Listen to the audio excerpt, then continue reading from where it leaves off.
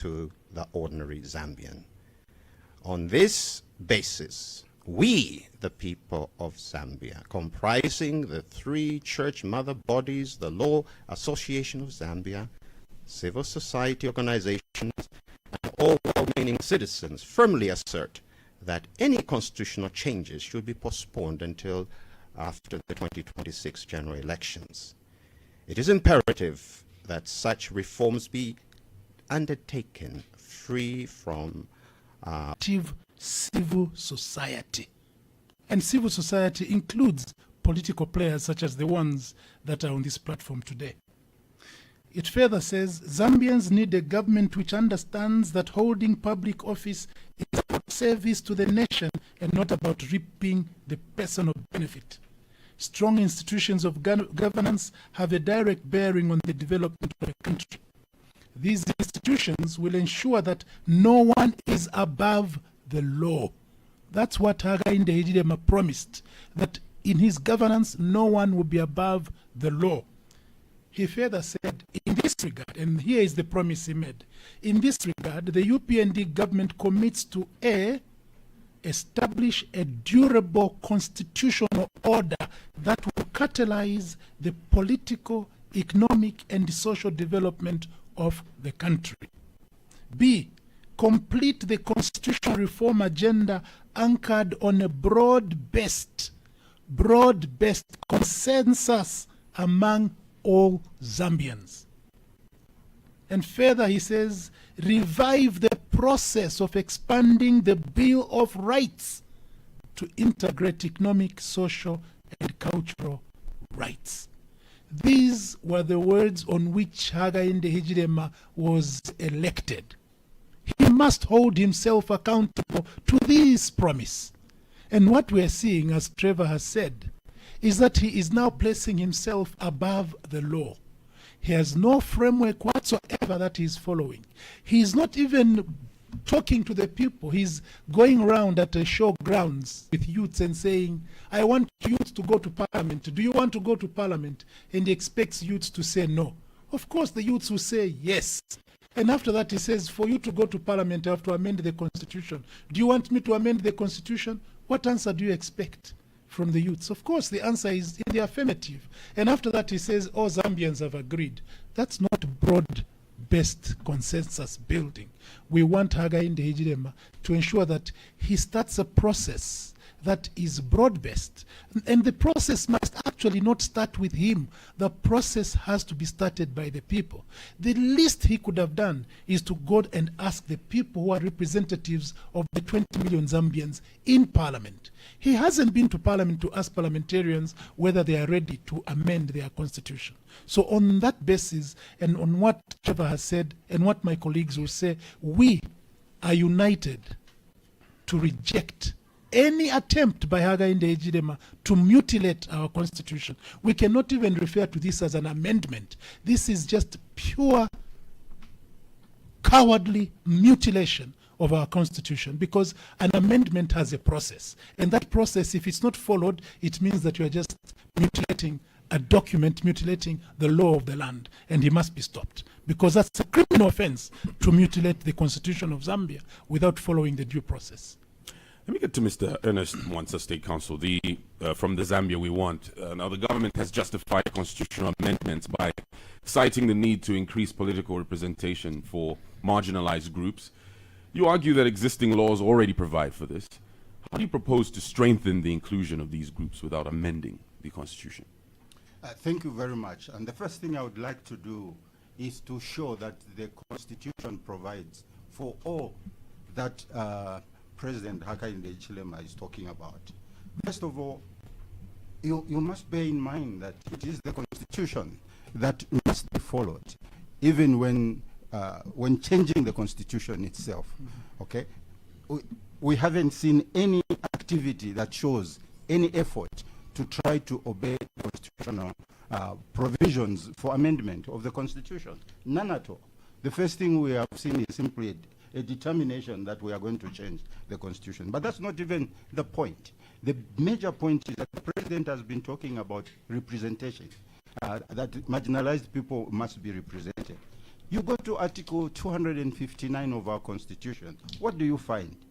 Exactly what he's saying. In the public service, the Constitution or the law talks about gender equality, it talks about meritorious appointments, it talks about equitable representation of youths and persons with disability. So, in fact, it includes regional representation, that all regions must be represented. Have they obeyed that law? What is missing in the law that they want to change? It's not only that. The president himself has been given the power under Article 69 to make appointments to Parliament. And those appointments are intended to enhance the representation of special interest groups. It is meant to increase the gender representation in the National Assembly. Has that been fulfilled by him? Those are the questions we must ask if he wants to change. But even more importantly, if you go to Article 45 of the Constitution, you discover that the law wants us, even in the political parties, to take into account this need to ensure that all interest groups are taken into care of, that gender equity is undertaken, and so on and so forth. So, which law, or what is missing in the law that the UPND government wants to change? Let me even go further and say to you that in Article 59, we find the whole issue of how constituencies should be delimited. And one of the things you wonder about is, if, as we had said in an earlier press brief, that they should not question, that was our position, they should not question the information that comes from Zamstats, because that is the basis upon which decisions get made. But what has been done? That has been rejected. The report by Zamstat has been rejected, and the consequent result of that rejection is you cannot carry out delimitation on a faulty report coming from the only people who have the ability to tell us what the situation in the country looks like, is that the UPND government is going to use in order to achieve what they are talking about. That clearly, for anyone who is honest and reasonable, raises suspicion that the intention is not to make the law better, but rather to use the law to do what they want to do, namely give advantage to themselves in the next elections. And that's why we are saying... Just on that point, you suggested at the briefing that the UPND government is attempting to manipulate the constitution to serve its own political interests. Now, what specific provisions do you believe they intend to change for political gain, and how would these amendments affect Zambia's democratic governance? Thank you very much. We have at least, I hope, shown that it is not intending to change the law so as to make it better, because the law provides for all that they want to do. And when we look at it from our perspective, all we can see is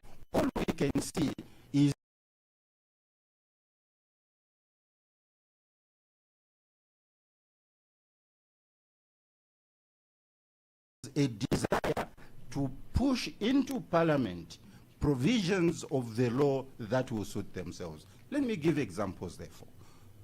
We have heard this government talk about wanting, let me put it a better way. When you talk about changing the law, you must be changing it to better it, okay? But what have we noted from our colleagues? The intentions have nothing to do with this, because the law provides for them. But we have also heard them talk about the issue of the Constitution having lacunae. Those lacunae have not been identified clearly, which they are going to be dealing with. They must be clearly specific about the lacunae they want to deal with. We've heard them complain about the Constitution having more than, giving room to more than 5 years in office. We've heard them say it themselves. So what do they want to do? Is it to change the 5-year term to 8, as they have mentioned, because the constitution seems to give them that alternative?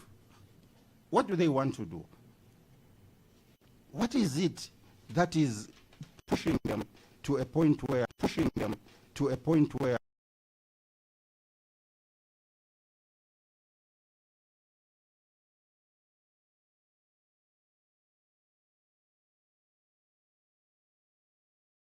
they want to change the constitution? If the public statements are not, we feel that they are afraid that they can't go into the next election with a 50% plus 1 pass mark, because they know they cannot achieve it. We know for a fact that they cannot. So they want to remove that, the majoritarian requirement, to something more reasonable and more comfortable. They will deny it publicly, but under their circles, that is an issue that is current. We feel that a constitutional process, as my colleagues who have gone before us have said, it should be so open to the public that everyone should know which provisions exactly are going to be changed. What are the rules? They leave room for speculation when they do not state exactly what they want to do. We are worried, for example, because we've heard that there are also overtures about changing this issue about the vice presidency. Okay? Meaning that the vice president should serve at the pleasure of the president. That should not be the case. We must have laws that ensure that those who are able to advise don't get disadvantaged in the way things are done. We are saying, don't go that way. But most importantly, why? And why is this government trying to begin constitutional changes at this late hour in the day, when they had from 2021 to date to make the changes? When, as Honorable Lubinda has already stated, they had made an undertaking during their campaigns to make those changes when they got into government. What has led to this delay? And why the sudden interest in changing the law? I want to bring in Dr. Mwamba as well into this, President of the Socialist Party, with these amendments. Your views? Mr. Hakainde Hichilema has not been sufficiently honest about the true reasons for his maneuvers to amend the Constitution.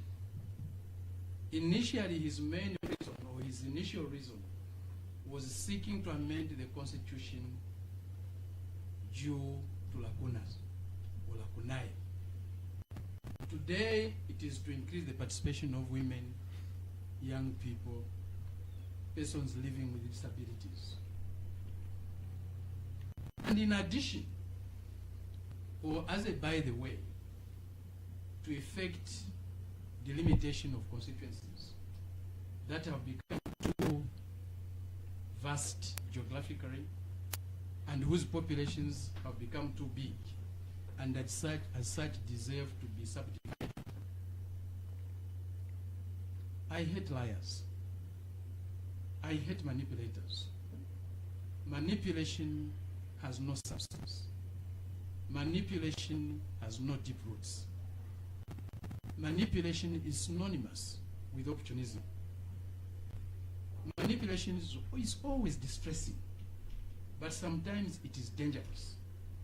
And when you get it manifested in the head of the state, and it becomes the policy of a government, it is about time it should resolutely be put away. I cannot think of a more contemptible man. My power of imagination fails to bring into my mind's eye a more despicable man than the man who tries to manipulate, dream the whole population of his country, the whole population of his nation.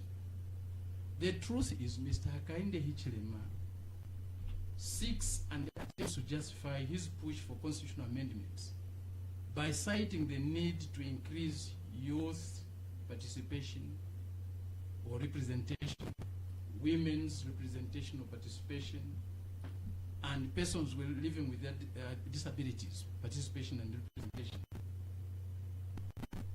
in Parliament, and to effect the limitation of the constituencies.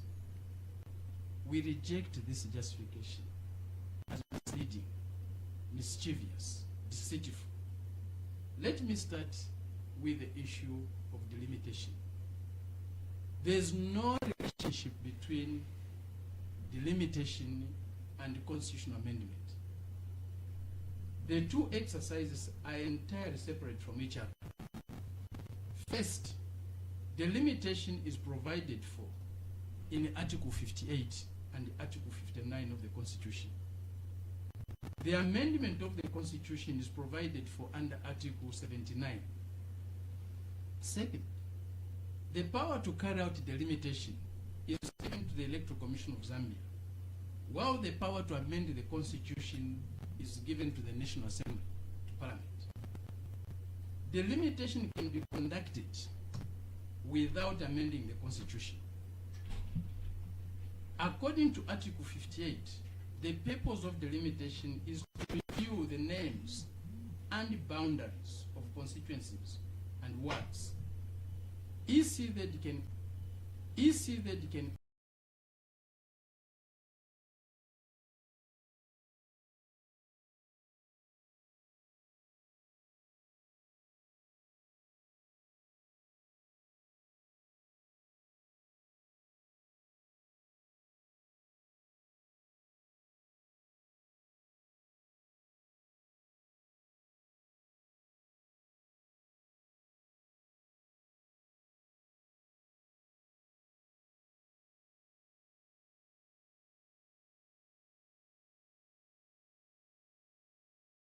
out the boundaries and can be carried out every 10 years. Then the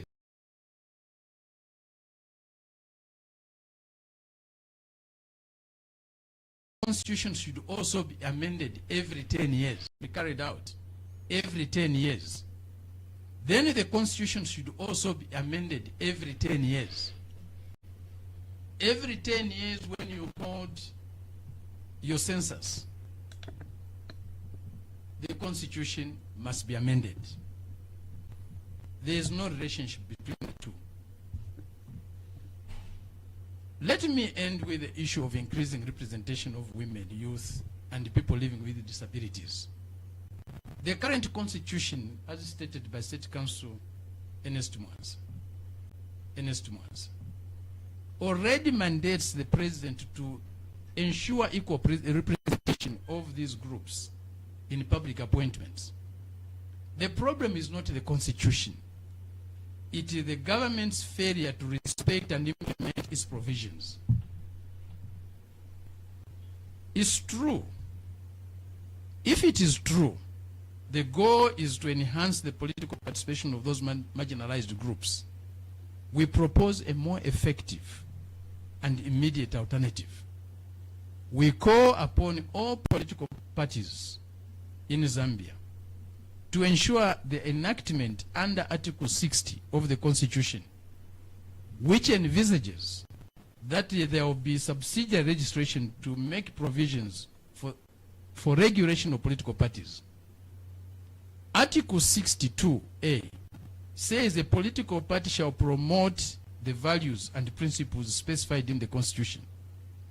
To ensure the enactment of subsidiary registration to give effect to Part 5, representation of the people of the Constitution, which says in Article 45(1)(d), the electoral systems shall ensure gender equity in the National Assembly or Council.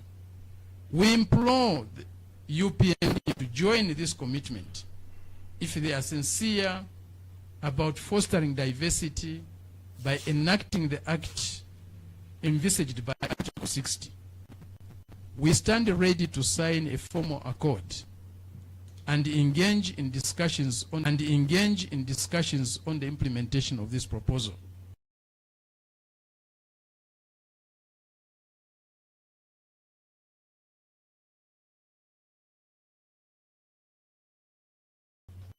which would immediately increase representation without subjecting the constitution to partisan alterations, to partisan and unnecessary amendments.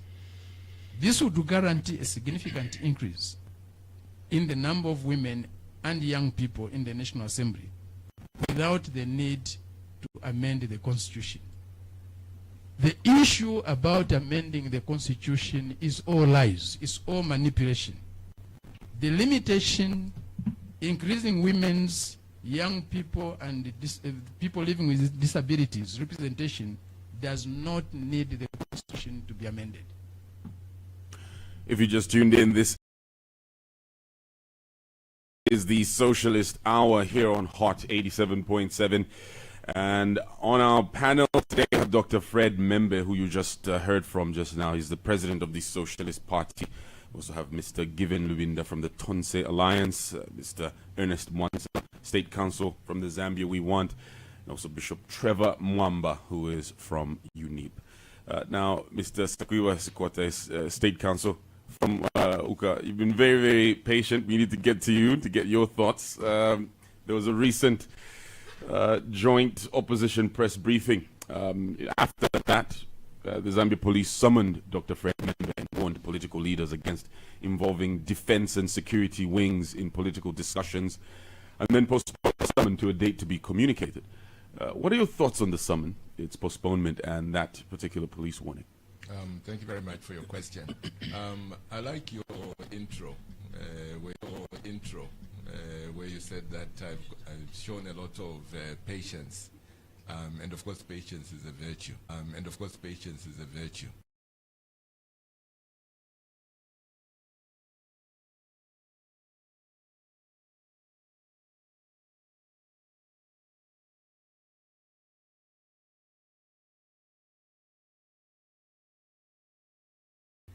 I like it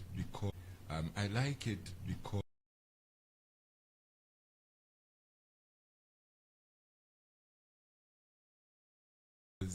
we're seeing that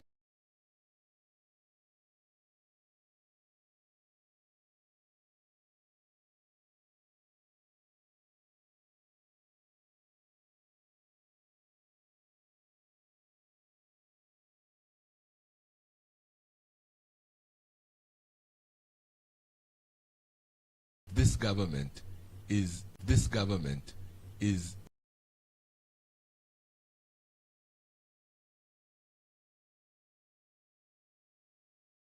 not showing any patience.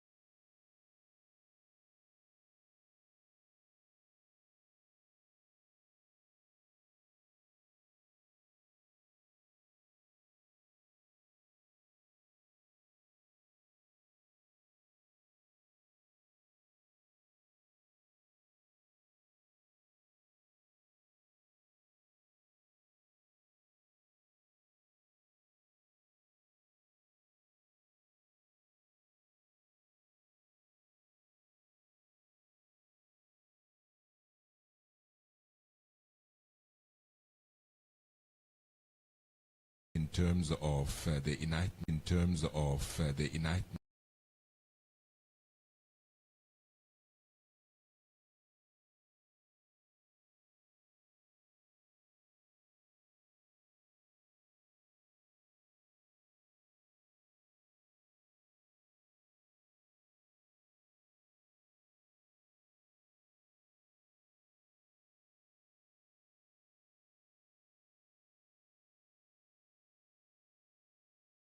And stand with the masses. That is not mutiny. It cannot be mutiny by any standard. Also, the fact that you're saying Do not follow what politicians say.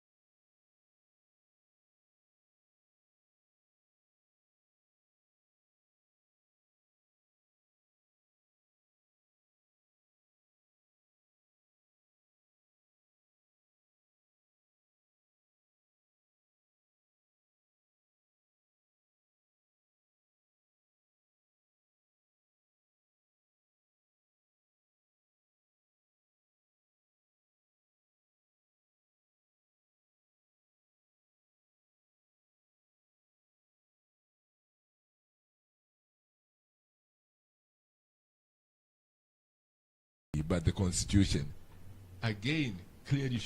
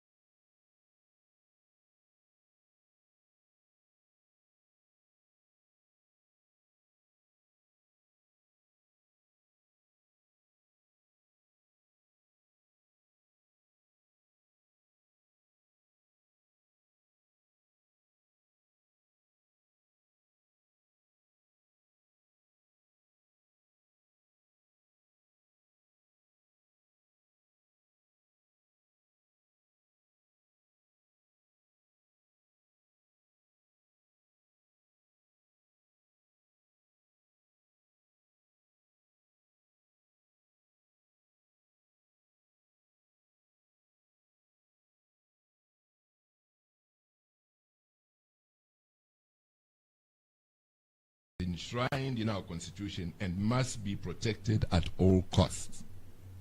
Again, don't you all agree that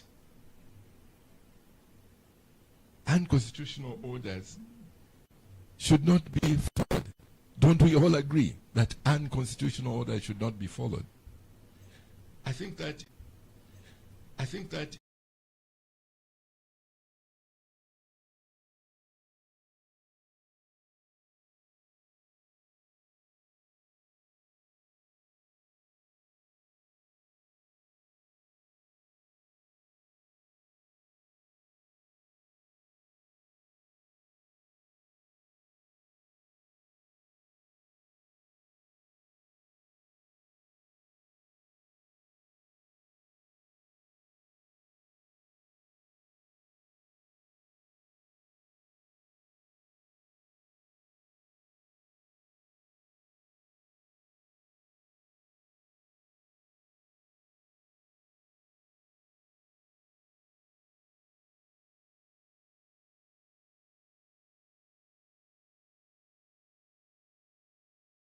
it is very clear, even at international law and even in our own laws, that this concept of superior orders and that you can follow superior orders is not something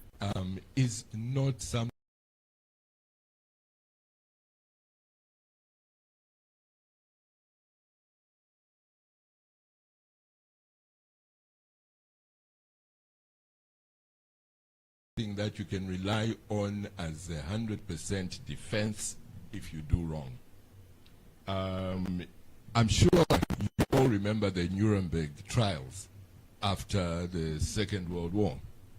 That is when the people defending the Nazis attempted to bring forward this concept of superior orders being a defense to the atrocities that they had done, to the killing and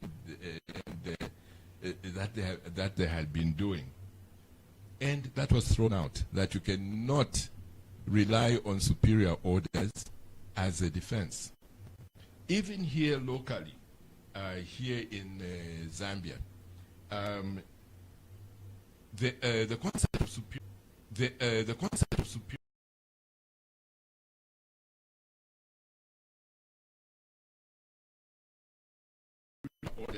is dealt with by our laws. If you look at Chapter 9 of the Zambian criminal law, the defense of obedience to superior orders applies to members of the military, paramilitary forces, police officers, and members of the protection services. Oh, kindly ask you get closer to the microphone. And members of the protection services. However, this defense is not absolute and can be overridden if the order is manifestly unlawful and unconstitutional. In other words, if a superior order is clearly illegal or unethical, the courts will not allow subordinates to use obedience of superiors' orders as a defense. There is also the same talked about in the Defense Act, which also does not give the people in the military the cover for superior orders.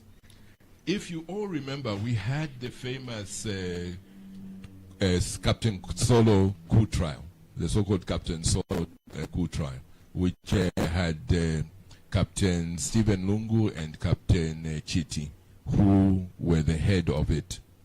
And they ordered people to do certain things, and those people followed the orders of Captain Chiti and Captain Solo. They came in court and put that up as their defense, that we were merely following the orders of Captain Solo, Captain Lungu, because he's referred to him as Captain Solo, Captain Lungu and Captain Chiti. The court said no. The orders you were following were clearly unlawful, so you do not have that defense of superior orders. And they were convicted. So even now, those people in our military, in our police, and so on, there's defense. This must be put into the curriculum for Lilai and also the military academies. It's a must, and that must be put in there. So that is what I'd say with regards to the call out. It is unnecessary, totally unnecessary. Dr. Mwamba, let me bring you in here. There appears to be an increasing trend of opposition leaders being summoned by law enforcement agencies. And of course, an example of that's not the first time. Now, do you think these summons are legitimate legal procedures or potential attempts to suppress political dissent? Maybe let me start with where State Council Sakwiba Sikota ended. The army, the police, the intelligence services are there to serve the people. And to serve the people, they have to defend the Constitution. They have to abide by the Constitution. All their work should be conducted in accordance with the Constitution. Defending the people means defending the Constitution. If the people are up defending the Constitution, why should the police turn their tear gas on the people? Why should the soldiers turn their guns on the people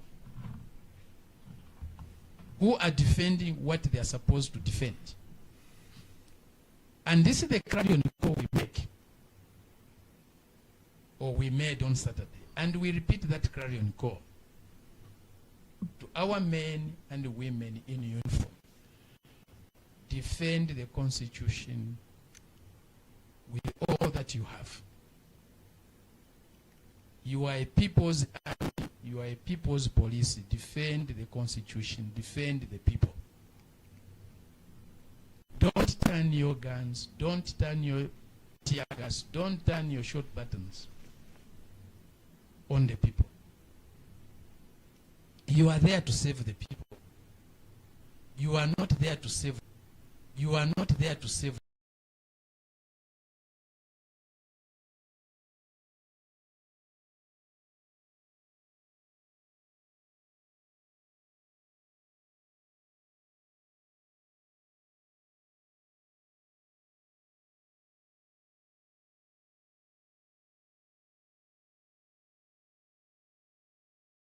tyranny. You are not there at the service of dictatorship. You are not there to save manipulators, liars. If orders are given to you that are unconstitutional, that are unlawful, criminal justice system possess the power with a very high potential for abuse. And that power is often abused to administer the law in a discriminatory manner.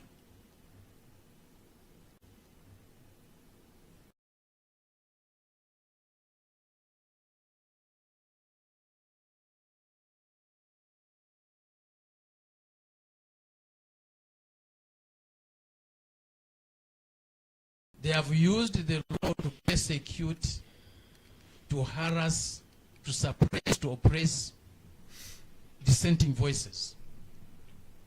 Voices that oppose justly what they are doing. We have also seen them use the same criminal justice system to protect their own from being arrested and being prosecuted. We are seeing it every day in this country, especially more today. Those from the ruling party can do anything and they get away with it. When they come to attack you physically, if you defend yourself, you'll be arrested. You'll be arrested. And those who you are defending yourself from will not be arrested and be prosecuted. I'm a very good example of that. I'm in court today over such a situation. And many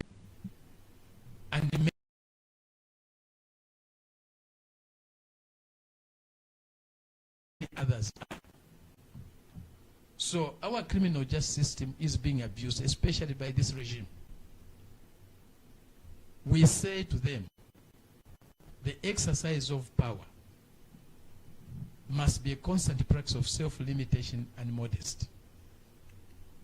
Power without breaks is dangerous. Power without limits is tyranny. The desire to get what you want at any cost leads to serious violations, to gross violations. And we see that in the current leadership of this country. They are unable to yield. They are unable to back down on anything that they want. Whatever they want, whatever their wishes must prevail over the wishes of the people, no matter how unrealistic they are. This is the way they are proceeding with the Constitution. This is the way they have proceeded with all other things. They are determined to get what they want at any cost. Even if it means that leading to the death of fellow citizens, they'll do it. They came to power with lives lost. We lost lives in the last election, the 2021 elections. Someone was killed. Kungo was killed in Solwezi. Nobody has been arrested to this very day. When they talk about people who have perished from political violence, they never mention Kungo, simply because it doesn't belong to them. For you to matter and your life to matter, you must belong to them. If you don't, you have no life worth defending, worth protecting, defending, worth protecting.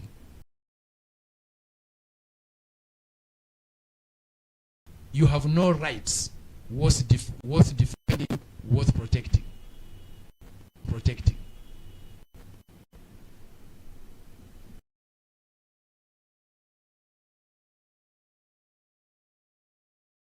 Again, we make a clarion call to the Zambian people in all their diversity, in all their diversities and complexities.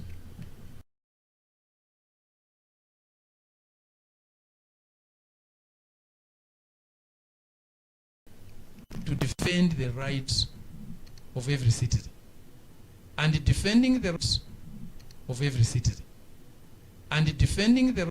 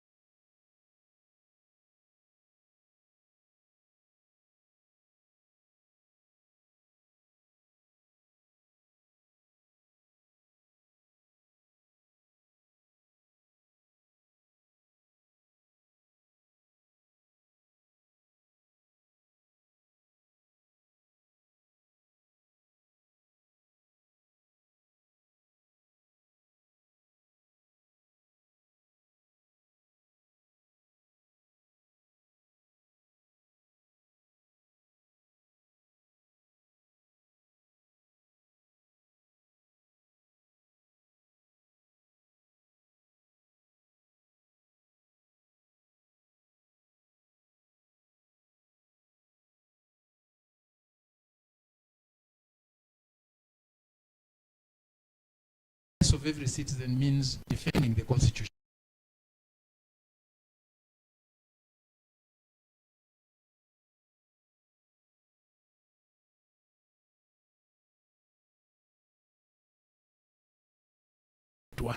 And the current Minister of Local Government, in their debates after elections of 2016, also made reference to the fact that the Act number 2 of 2016 required amendment.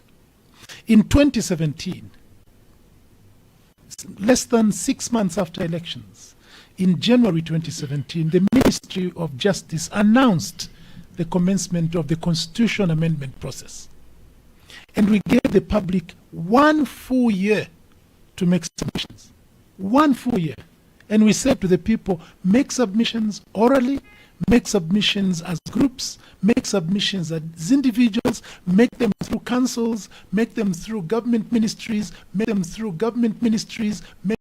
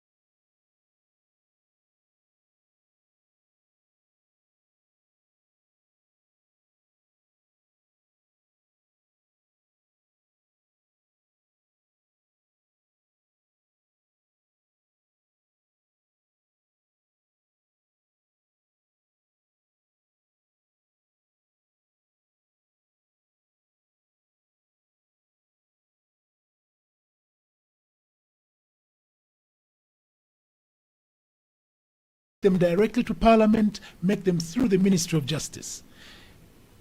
And there were submissions from more than 750 individuals. The Law Association of Zambia, the judiciary, all government ministries, provincial administration, cabinet office, Bank of Zambia, Auditor General's office, all commissions